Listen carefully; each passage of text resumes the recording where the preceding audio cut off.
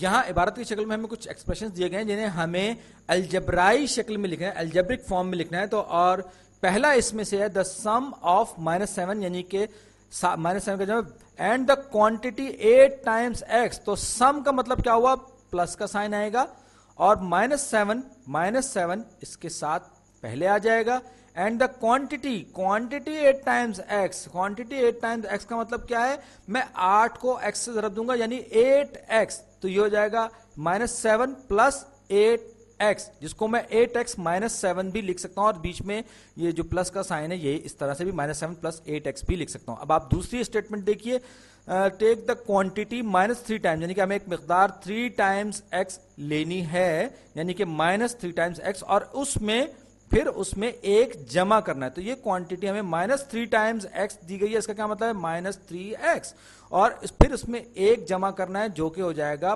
+1। तो ये 1 -3x भी होता है, -3x + 1 भी दुरुस्त है।